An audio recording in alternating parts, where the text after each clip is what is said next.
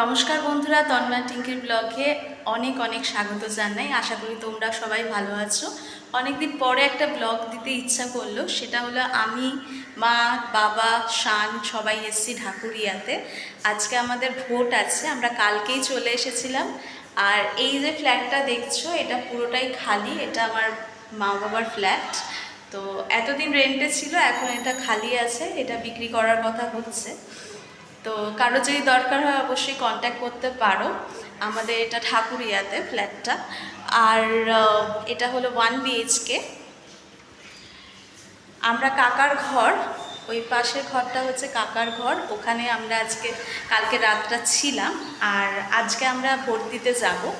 তো আমাদের এইখানে যেহেতু ভোটের জায়গাটা একদমই সামনে, তো সমস্ত কিছুই দেখতে পাই ওপর থেকে, তোমাদেরকেও দেখাচ্ছি।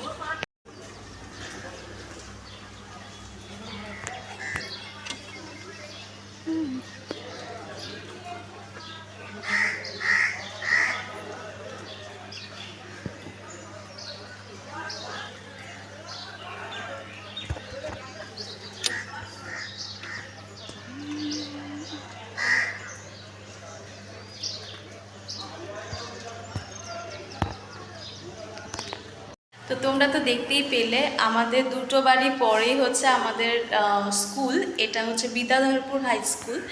এই স্কুলেই আমরা সবাই মিলে ভোট দিতে যাব একটু পরেই।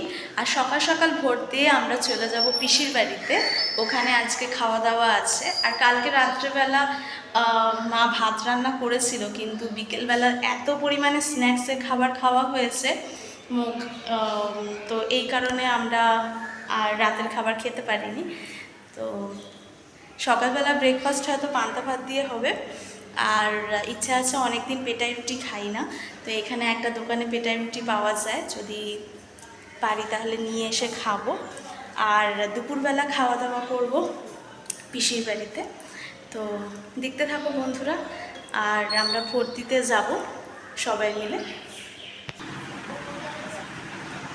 এটা হলো আমার কাকার ঘর। তো এখানে দেখো মা, শান আর বাবা এখানে বসে আছে। বাবা একেবারে রেডি হয়ে গেছে ভোট দিতে যাবার জন্য। আর এটা হলো ছোট্ট ব্যালকনিতে বাগান করেছে আমার কাকা। তো এখানে দেখো ফুলও ফুটেছে। এখানে অনেক কিছু গাছ আছে, লেবু গাছ, জবা ফুল গাছ, গন্ধরাজের গাছ। আর তার সামনেই এটা হলো যাদবগঞ্জ স্পোর্টিং ক্লাব। তো সেখানের মতো ভোটের ব্যবস্থা করা হয়েছে। তো সামনে মিলিটারিরা দেখছো রয়েছে দাঁড়িয়ে। আর এই পুরো রাস্তাটা জুড়েই কিন্তু শুনশান, কারণ মিলিটারিরা এখানে একজনকেও রাস্তার মধ্যে অহেতুক ঘোরাফেরা করতে দিচ্ছে না।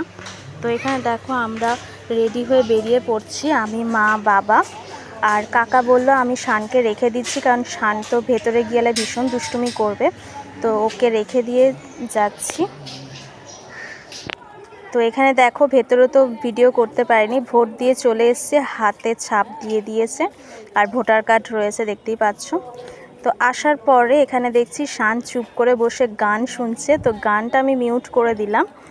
তো কাকার ঘরে সুন্দর একটা পুরনো দিনের টেপ রয়েছে, রেকর্ডার, তো সেটাতে গান শুনছিল। আর মা এখানে মিষ্টি খাইয়ে দিচ্ছিল, রসগোল্লা। আগের দিন রাত্রেবেলা কাকা নিয়ে এসছে, তোমাদের তো বললামই যে প্রচুর খাওয়া দাওয়া করে পেটে আর জায়গা ছিল না। তো সকালবেলা সবাই মিলে মিষ্টি খাচ্ছিলাম। শান কিছুতেই খাবে না মায়ের হাতে। তো এখানে দেখো প্রথমে কাকা খাইয়ে দিচ্ছে শানকে, তারপরে মা শানকে একটু খাইয়ে দিচ্ছিল।